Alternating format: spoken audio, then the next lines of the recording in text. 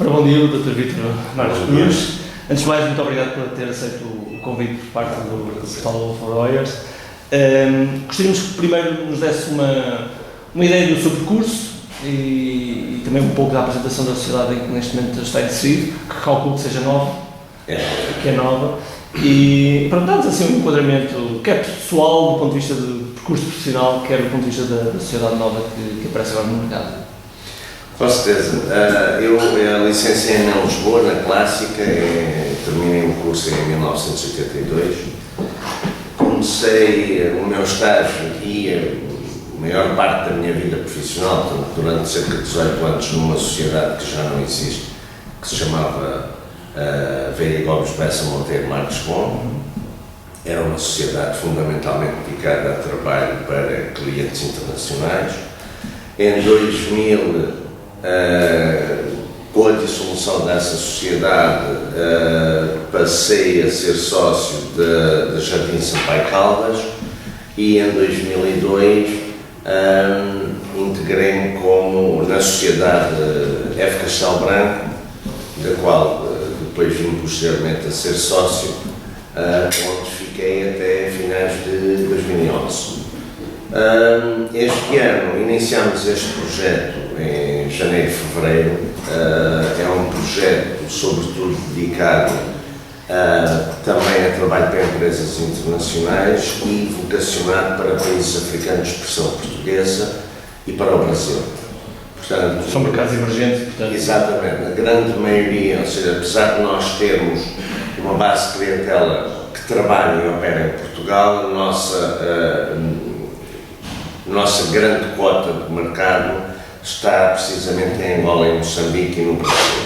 E, portanto, o objetivo de formação, de criação deste escritório foi exatamente apoiar clientes que tínhamos e outros que têm vindo a pedir os nossos serviços nestes países. Como é que vê neste momento o mercado brasileiro, do ponto de vista jurídico até?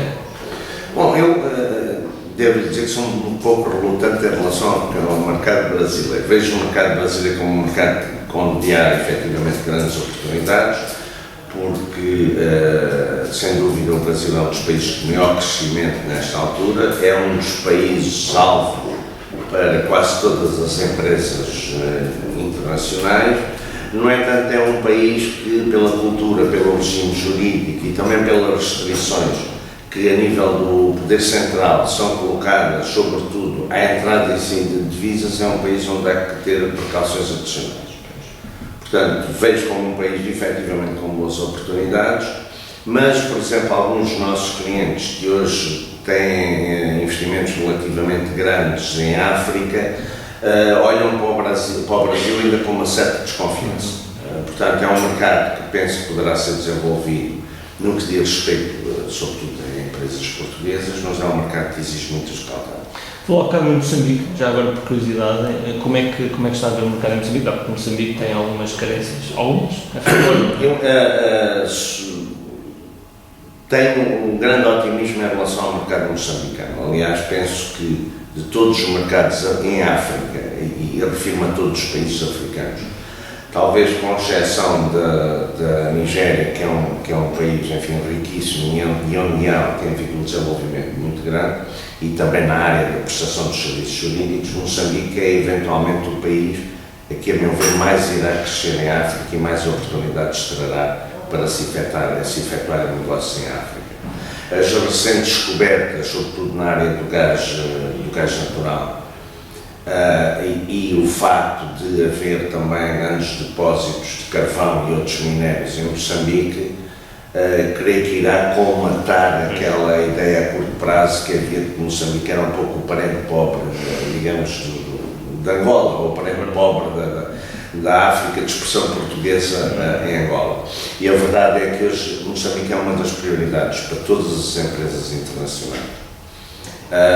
E algumas delas têm até comungam também um pouco desta minha ideia de que será um mercado onde haverá mais oportunidades do que propriamente até em Angola. Ou seja, no fundo aqui estabelece um triângulo entre Brasil, África e Portugal. Exatamente. Portanto, o nosso objetivo foi por um lado, aproveitar, isto é, junto de clientes que com os quais já trabalhávamos em Angola e em Portugal, poder também começar a trabalhar com eles em Moçambique e eventualmente no Brasil. Por outro lado, trazer clientes e empresas brasileiras ou começar a trabalhar com empresas brasileiras que já estão hoje em África, em toda a África, mas sobretudo na área da construção e dos recursos naturais. E já agora, falámos em Brasil e falámos em Moçambique, temos que falar necessariamente em Angola, para perceber como é que neste momento está, cuidado que Angola tem passado por diversas fases. Eu penso que o mercado em Angola está mais estabilizado em vários sentidos.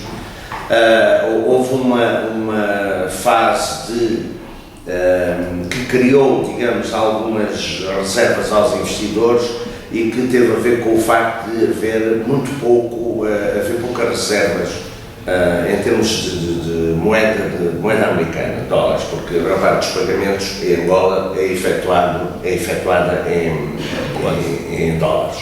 Portanto, houve um período de cerca de um ano e meio, em que os bancos que não tinham reservas de dólares, o que levou que os investidores não pudessem expatriar dinheiro de investimentos que tinham feito, e isso causou um efeito negativo muito grande, não só nas empresas que já estavam em Angola, mas também noutras que pensavam vir a investir em Angola. Porque, obviamente, para o investidor, um dos aspectos mais importantes é saber que daqui a uns anos, depois de fazer o seu investimento, poderá repatriar lucros ou poderá, eventualmente, até vender aquilo que, entretanto, adquiriu ou criou num país sem qualquer dificuldade. E, portanto, esta situação veio trazer algumas reservas em relação ao país. Penso que isso estará um pouco ultrapassado. Por outro lado, o mercado está numa fase mais tranquila, portanto, a inflação, os preços, alguns baixaram e, em alguns casos, pelo menos deixaram de subir, não é? Porque, de facto, não se atingiu preços, no caso do imobiliário, da hotelaria, da restauração, absolutamente extravagantes e quase incomportáveis, não é? Também isso está, digamos, neste momento mais ou menos estabilizado, o que é uma grande vantagem, obviamente, para todos os investimentos, mas, por outro lado, também levou a que as pessoas deixassem de considerar Angola como o Eldorado da África. Ou seja, acho que isso tem um efeito profilático muito positivo, que é as empresas a perceberem-se de que o mercado em Angola não é um mercado fácil e que não se ganha dinheiro de um dia para o outro. É preciso investir, é preciso ter uma perspectiva de médio e longo prazo, o que normalmente antes não acontecia. Sobretudo da parte das empresas portuguesas, faziam investimentos em Angola pensando que ao fim dos meses iriam enriquecer, e, portanto, tinham ali, digamos, a possibilidade da vida delas. Isso não aconteceu, como hoje é manifesto. Julgo que este clima que se está a viver agora tem vindo de uma maior tranquilidade, que é muito positivo nesse aspecto. Muito bem. Então, pelo seu currículo também vejo que tem uma prática especializada em direito bancário. E já agora, a propósito dessa área, como vê esta decisão do Tribunal em Porto Alegre no que respeita à questão do crédito bancário e da pessoa ter entregue eu penso que deve estar a par. Bom, porque há hipótese eventualmente de fazer que jurisprudência ou não. É uma pergunta para mim difícil de responder por uma questão, porque nós atuamos para imensas instituições bancárias. Eu percebo. Mas a opinião que queremos é precisamente do ponto de vista dos bancos, ao fim e ao cabo, porque... Diria que do ponto de vista dos bancos é efetivamente uma jurisprudência que pode ser perigosa, em alguns aspectos, porque poderá até levar a que as pessoas, muitas pessoas que hoje ainda têm capacidade de cumprir, deixem de o fazer. E aí é que eu vejo de facto a grande parte negativa dessa decisão. Sendo que, pessoalmente, compreendo que há necessidade de adaptar um pouco, não só a legislação, mas as próprias decisões dos tribunais à realidade em que vivemos e que há uma corresponsabilidade dos bancos na altura em que fazem um empréstimo, na avaliação dos imóveis e no facto de, por vezes, como todos nós sabemos, terem feito avaliações até acima do valor do mercado. É claro que há que mitigar um pouco tudo isto, portanto, creio que tem havido, talvez, como noutras áreas, não tem havido coragem política para criar uma legislação que efetivamente protegesse as famílias que hoje têm mais dificuldades, sobretudo no que diz respeito aos pagamentos aos bancos de empréstimos. Porque também não nos podemos esquecer que os bancos, para além da habitação, durante muito tempo, enfim, vendiam um pouco de tudo. Não é? Havia sucursais de bancos que pareciam mais lojas, onde vendiam porcelanas, pratas, enfim, copos, um pouco. E, portanto, fomentaram muito também o consumo dessas famílias e, portanto, creio que deveria, a nível político, ser feita alguma coisa para hoje proteger um pouco algumas famílias que, de facto, não têm qualquer capacidade de continuar a fazer esses pagamentos, os pagamentos desses empréstimos que contraíram, enfim, quando Agora está-se a falar muito a questão da proteção dos bancos não poderem acionar logo juridicamente e ter ali um período que obrigatoriamente tem que... Sim, eu acho que é isso que os bancos estão a fazer, quer dizer, os bancos também compreenderam que não têm muito interesse em levar até ao fim o incumprimento, porque arriscam-se a ficar com centenas ou milhares de habitações às quais também relativamente às quais também não têm solução, não é? Porque não há mercado para elas, porque também implicam uma despesas de conservação muito elevadas e os bancos não são propriamente empresas imobiliárias. Portanto, enfim, acho que há um pouco compensar estas duas coisas, mas creio que esse passo tem sido dado, ou foi dado em Portugal também como foi dado em Espanha. Embora em Espanha agora tenha recentemente saído alguma legislação, em Espanha foi iniciado, digamos assim, a nível da jurisprudência. Em Portugal também, e lamento que não tenha sido iniciado a nível político, porque era por aí que devia ter começado, ou seja, tiveram que ser os tribunais, ao fim e ao cabo, a demonstrar mais sensibilidade para um aspecto que é um aspecto social e político e fundamental no nosso país, e não foram os próprios órgãos do governo que se adiantaram a antecipar essa julgo que é o que deveriam fazer. E pegando um pouco nesta temática, ao fim e ao cabo da justiça, como é que encara o panorama jurídico nos dias que correm? Mas refere-se a Portugal? A Portugal e depois, ao fim e ao cabo, dando também um pouco a perspectiva também dos outros países onde tem a... Bom, vamos lá ver, a minha vida profissional cerca dos últimos 10, 12 anos tem sido sobretudo concentrada em países fora de Portugal. E, portanto, o meu trabalho jurídico, sobretudo, tem sido um trabalho de acompanhamento de clientes na expansão desses clientes noutros mercados.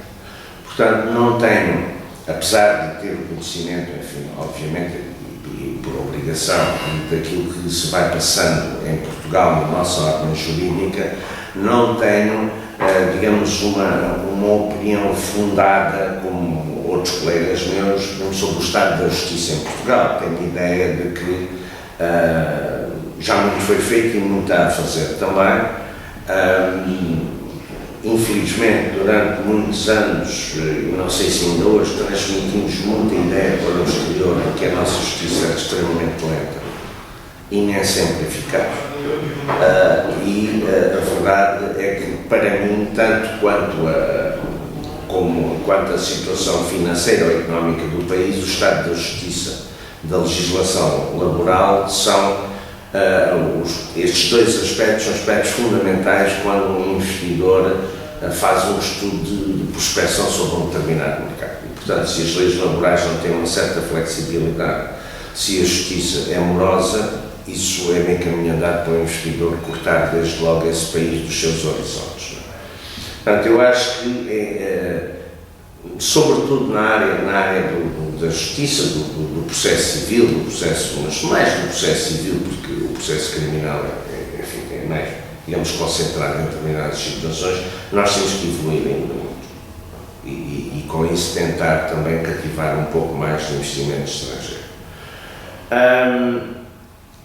Por outro lado, enfim, Portugal não há dúvida que em termos de legislação, no seu geral, está nos primeiros lugares a nível europeu, portanto temos uma legislação perfeitamente adaptada à realidade jurídica internacional, não só europeia, mas internacional. E é curioso, deixe-me só fazer aqui um parênteses, que todos os colegas têm essa sensibilidade, ou seja, todos os colegas com que nós temos entrevistado e temos estado, todos dizem exatamente a mesma coisa, ou seja, parece-nos a nós que não é algo que fosse individualizado, não, é que há essa sensibilidade que a legislação existe. Existe, não há dúvida. A questão da execução é que se calhar pode... Sim, eu acho que,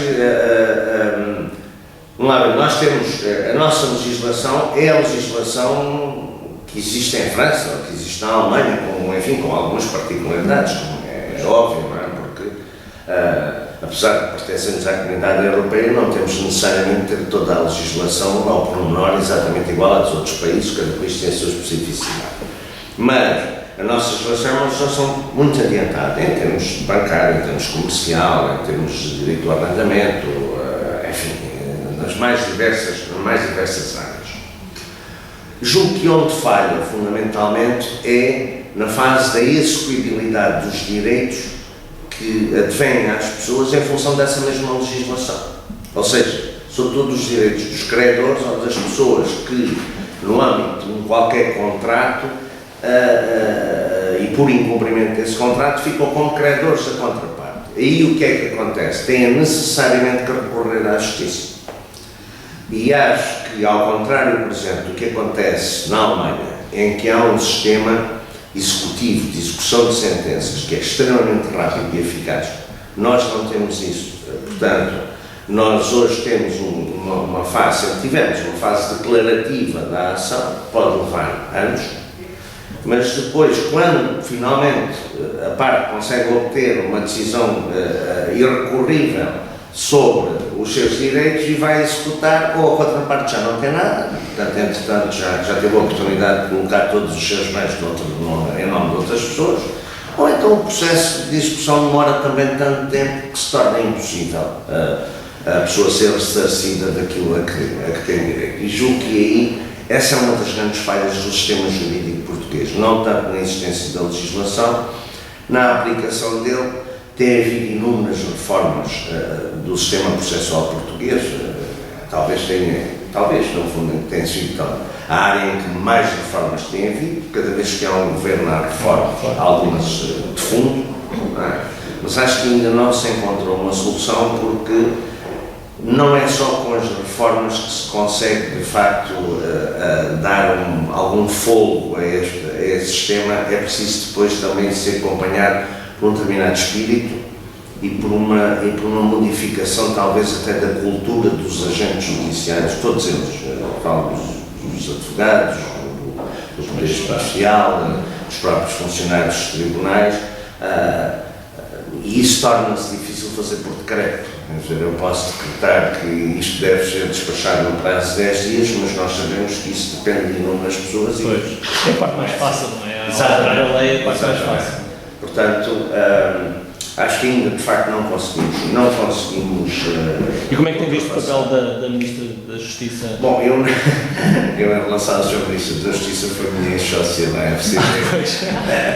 Tenho pessoalmente grande amizade e respeito e admiração por ela.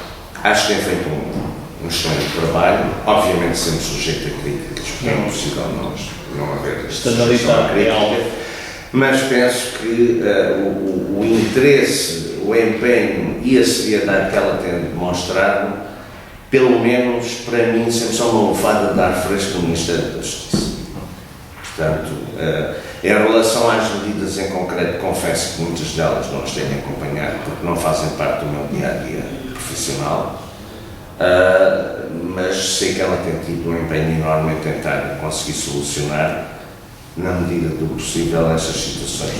A MCE dedica-se a uma área concreta também, que é o direito da energia, não é? Sim. Como é que vê este direito, que é um pouco emergente ainda em Portugal? Bom, eu acho que, infelizmente, em Portugal nunca iremos ter uma grande prática de direito à energia, pela simples razão que não temos energia. Portanto, De facto, o direito à energia é sobretudo vocacionado para a energia eólica e para aquilo que tradicionalmente chamam oil and gas. Não temos petróleo, não temos gás natural, enfim, temos alguma energia eólica agora e alguns projetos de energia solar também, mas o direito à energia é um direito que foi criado e se foi desenvolvendo a partir das explorações e das descobertas de petróleo, fundamentalmente petróleo, porque o gás depois acaba por ser também um derivado do petróleo. E, portanto, é um direito é um ramo de direito nunca desenvolvido em Portugal, que eu julgo que nunca terá uma grande procura em Portugal, precisamente porque nós temos poucas, enfim, ou quase nenhumas empresas nesse ramo, sobretudo a atuar aqui em Portugal, e portanto as empresas nunca sentiram a necessidade de recorrer a alguém especializado em energia.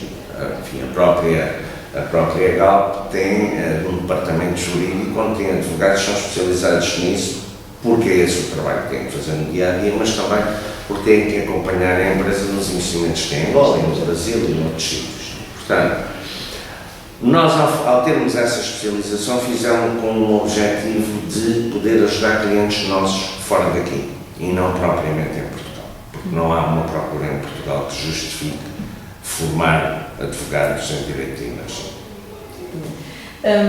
Então, como é que, sendo o direito de energia uma das áreas características da MCIA, que outro elemento distintivo pode apontar para ser uma sociedade diferente das outras, ou que tende a ser? Eu acho que a diferença está fundamentalmente em duas vertentes. Primeira, aquilo que nós pretendemos é dedicar-nos apenas a grandes clientes.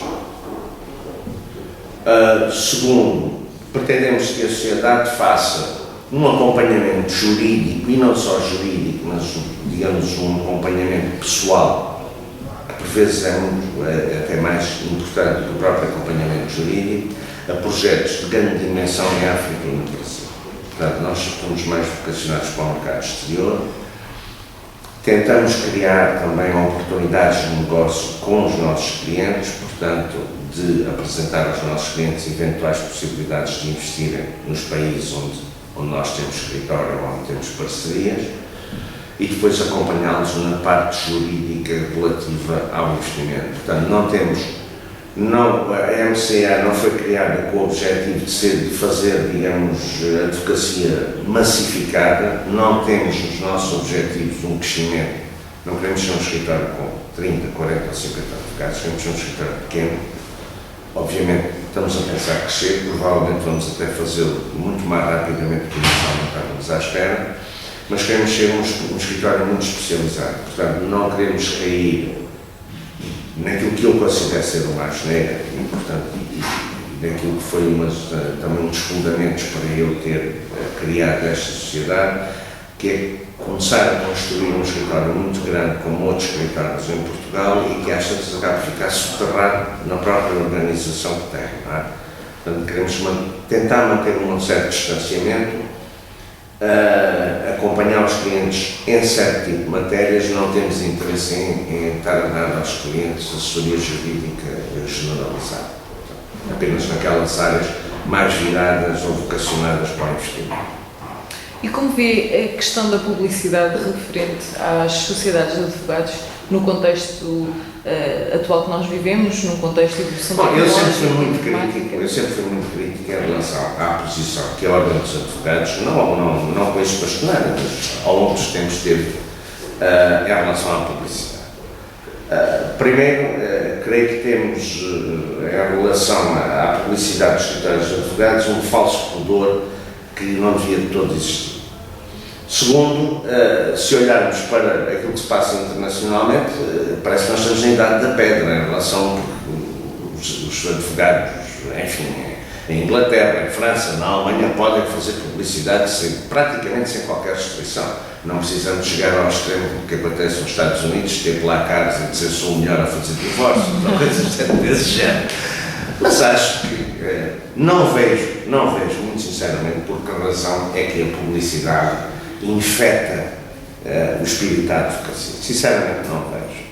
Aliás, acho que é fundamental que que as sociedades de advogados, ou que os advogados em geral, possam fazer alguma publicidade com limites. Obviamente tem que haver limites, caso contrário não faria todo sentido. E aquilo que eu verifiquei ao longo de quase 30 anos que tenho de advocacia é que, curiosamente, quando nós tivemos na ordem dos advogados bastonados, ligados a maiores escritórios dos advogados, foi quando houve booms publicitários, digamos assim, dos próprios escritórios dos advogados. E, portanto, é por isso que eu disse, não passa de facto um falso pudor, transmite-se cá para fora a ideia de que isso deve ser combatido, mas na prática não é. Acho que já ninguém quase liga a isso. Quer dizer, sei de alguns colegas meus que têm feito algumas campanhas, digamos, publicitárias, em meu entender, um pouco exageradas. E que essas sentiram até um pouco a credibilidade, digamos, à posição, não é? Uma espécie de determinados limites. O marketing é algo que é perfeitamente natural hoje em dia. Penso até que, do ponto de vista do consumidor, se bem que possa por vezes ser enganoso, e obviamente isso poderá acontecer, mas do próprio ponto de vista do consumidor até é positivo, porque lhe dá a possibilidade de ver as diversas alternativas que eventualmente têm ou que vão surgindo no mercado. Portanto, sou muito crítico em relação à limitação do marketing. Acho que deve haver, mas apenas em determinados aspectos. Relativamente agora a uma vertente mais académica do direito, como é que encara os cursos de direito atuais? Provavelmente a MCA irá receber estagiários também. Como é que encara a formação académica dos estudantes do direito? Bom, eu não sei se a formação académica hoje é melhor ou pior do que aquela que eu tive há 30 anos. O que me parece que aconteceu foi uma formação de vida hoje talvez inferior, ou com menos, não posso ser inferior, com menos qualidade do que aquela que a minha geração teve. Ou seja, eu acho que a nossa juventude tem de alguma forma, tem vindo a tornar-se, talvez por influência americana, mais especializada, não é? E, portanto, a ideia é cada vez ter mais conhecimentos sobre uma determinada matéria, mas ter menos conhecimentos em termos de cultura geral. E isso é uma coisa que nós assistimos aqui no escritório com os estagiários. Portanto, eu acho que hoje há muitos estudantes que se formam nas diversas universidades, direito, umas melhores, outras piores, mas de uma forma geral têm até conhecimentos jurídicos, digamos, aceitáveis, mas aos quais depois falta uma grande cultura e um conhecimento genérico da própria realidade, não é? E isso torna-se, enfim, é um grande obstáculo ao exercício da advocacia no dia-a-dia. Por outro lado, aquilo também que temos vindo a assistir é uma grande degradação do conhecimento da língua portuguesa. Nós temos, hoje, aparecem pessoas formadas em Direito que cometem erros de escrita absolutamente inaceitáveis. Mas julgo que, apesar de tudo, se conseguem excelentes profissionais. Relativamente à questão da formação académica, considera que o intercâmbio com universidades estrangeiras possibilita uma nova perspectiva também do direito? Penso que é muito importante. Mas penso que é muito importante até para o desenvolvimento daquele aspecto que eu estava a referir há bocado, dos estudantes terem maior vivência, portanto, terem um melhor conhecimento da realidade. Porque hoje o mercado português é um mercado pequeno, sempre foi um mercado pequeno, mas hoje, para além de ser pequeno, é um mercado que tem debates com sérias dificuldades. E penso que para os estudantes o poder ter a possibilidade de conhecer outras universidades e outras realidades é gratificante e é também uma forma de lhes transmitir algum otimismo em relação ao futuro deles, não é? Porque, enfim, aquela geração que hoje está nos 19, 20 anos, começa agora a universidade, começou a universidade, olha para isto de uma forma com alguma desconfiança. Começa a perguntar, mas eu estou a estudar para quê? para ser mais um número, mais um desempregado. Penso que isso é muito importante.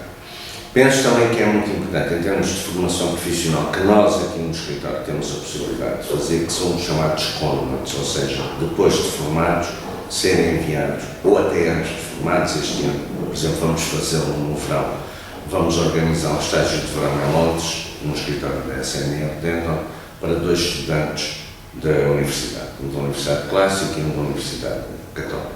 Penso que isso é muito importante, porque lhes dá uma perspectiva de começarem a trabalhar, ver como é que funciona o escritório, não é? Aprofundar o conhecimento da língua e começar a ter uma ideia de como é que se exerce a profissão também noutros países. Porque muitas vezes eles acabam o curso de Direito sem ter visto um processo físico. Diga? Eles muitas vezes acabam o curso de Direito sem ter visto um processo físico. Sem dúvida, mas isso não aconteceu a mim, por exemplo. Pois. Eu tive processos, várias disciplinas de processo civil 1, processo civil 2, processo civil 3, não sei, aquilo era nunca mais acabado o processo civil. Quando cheguei cá fora não sabia fazer uma petição inicial. Por acaso, nem foi o meu patrono na altura, que era mais dedicado à área comercial, mas um outro colega de escritório que, digamos, me iniciou nisso, porque as pessoas saem da faculdade, não sabem fazer uma peça processual, não sabem fazer um contrato.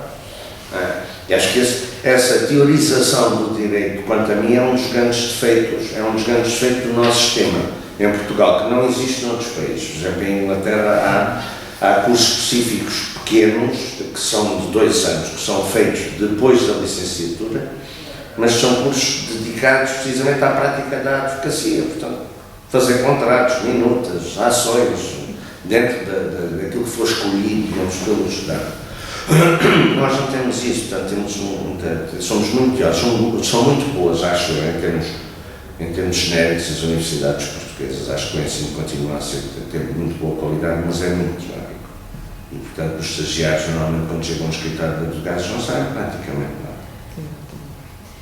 A nível do perfil do advogado, como é que desenha o perfil do advogado dos dias de hoje, comparativamente quando iniciou também o seu exercício? Hoje, eu acho que hoje, para se poder vingar na advocacia, tem que se ter muito mais qualidades do que se tinha no meu tempo, porque o mercado é muito mais restrito, há uma concorrência muitíssimo maior. E, portanto, hoje não basta saber direito. Hoje é preciso saber direito e é preciso também ter algum espírito comercial e ideia de que a relação com os clientes cria não só através da qualidade, mas também através das relações pessoais que se iniciam e depois que se vão desenvolver. No meu tempo não era fundamental, por exemplo, ter-se um conhecimento total. Qualquer pessoa formada em Direito que soubesse um bom português podia vingar na advocacia, obviamente, uns mais, outros menos. Hoje, pelo menos nos grandes centros, creio que qualquer licenciado em Direito que não saiba pelo menos falar inglês não tem qualquer hipótese, a não ser que se dedique a uma área muito, muito específica e que arranje eventualmente lugar num escritório em que essa área seja, digamos, tenha interesse. Para nós aqui, condição sine qua non de contratação de qualquer estagiário é terem conhecimento bom da língua inglesa e, se possível, de outra língua. Espanhol, francês ou inglês, isso já nos é indiferente, porque já é uma mais-valia que esse advogado poderá eventualmente trazer ao escritório. Mas acho que o desafio é muito maior e, portanto, eles têm não só... enfim, é um pouco como o velho ditado que a mulher de César não basta ser séria, é preciso parecer. E, portanto, nós temos um pouco isso hoje na advocacia. Têm que ser bons e parecer bons também. E já agora, como é que vê a questão do número? Hoje em dia temos um advogado para 222, uma pessoa, um habitante por cada 222 juristas, ou seja, pelo menos licenciados em Direito. Na verdade, são à volta de 45 mil. Está aqui um desnível. Vamos lá ver, o curso de Direito, durante muitos anos, creio o curso de Direito, e não só o curso de Direito, outros cursos, mas o de Economia também. O curso de Direito foi visto um pouco como um curso que tinha muitas saídas. Não é? A pessoa não tinha necessariamente que ir para a advocacia, ia para o Ministério Público, ou ia para juiz, ou ia para uma repartição pública, para um Ministério. E, portanto, muita gente com digamos, este número de portas que havia aparentemente abertas, muita gente acabou por ir para direito. Depois o que aconteceu foi que as coisas foram funilando, não só no curso de Direito, mas em todos os outros, portanto, eu às vezes pergunto, mas porquê é que certas pessoas vão para o curso de Direito? Quer dizer, eu não sei se vão para o curso de Direito para dizerem que têm um curso, não é? Porque nós vemos algumas pessoas formadas em Direito que de facto não têm vocação para o Direito, não é? E hoje, não entrando para a advocacia, que às vezes é de facto mais complicado, também não há grandes facilidades, já não há a mesma facilidade de entrar para a magistratura. Eu recordo, por exemplo, quando eu me formei, havia uma grande falta de magistrados em Portugal e, portanto, houve muitos, até colegas meus de curso e isso, que acabaram por ir para a magistratura porque foram dadas boas oportunidades e havia uma grande procura de magistrados. Hoje já nem isso há, não é? Portanto, enfim, funcionários públicos também, a preocupação é exatamente a contrária. Portanto, restam empregos nos bancos, também já não são assim tantos, enfim, não penso que um licenciado em Direito seja caixa num banco se sinta muito realizado. Não é? Acho que é um exagero, quer dizer, eu não sou muito favorável a alunos clausos. Acho é que talvez devesse haver uma política de informação em relação aos jovens, no sentido de dar aos jovens uma ideia daquilo que os pode esperar no futuro, porque nós, a determinada altura, acabámos com os chamados cursos médios, aqueles cursos técnicos que existiam, não é? Eletricista, padreiro, canalizador e por aí fora. E, portanto, deixámos de ter canalizadores, padreiros, que nos fazem imensa falta, não é? E nós sabemos isso quando temos qualquer problema em casa e não aparece absolutamente ninguém. E passamos a ter doutores. Temos médicos, engenheiros, advogados, enfim. E acho que muitos jovens, hoje eu tenho filhos na idade universitária, portanto sinto isso não só com eles, mas com os amigos deles, com quem converso muitas vezes. Muitos jovens estão a fazer um curso, mas nem sabem bem porque é que estão a fazer o curso, acho que foram um pouco empurrados, não é, para aquela situação. A partir de certa altura começam a perceber se calhar não foi assim uma ideia tão boa, porque perderam 3 ou 4 anos da vida deles e vão ficar com um papel que não lhes vai servir de nada, ou pelo menos durante uns anos não lhes vai servir de nada. Não é? Portanto, acho que também não há uma grande informação, por culpa dos próprios jovens, em parte também por culpa dos pais, que julgo que a nossa mentalidade portuguesa ainda é muito aquela que gosta de ter um filho doutor, quer que o meu filho seja doutor, não é? Como antigamente se dizia sempre na província, meu filho é doutor, não é? Lisboa, é um tipo muito importante, não sei o que mais. Essa mentalidade ainda existe um pouco e, por outro lado, a nível público existe, acho eu, uma falta de informação mais específica sobre aquilo que poderá ser o futuro dos jovens. Não existe, quer dizer, não se atraem os jovens para eventualmente para outras carreiras alternativas ou para fazerem outras coisas que não sejam só licenciadas.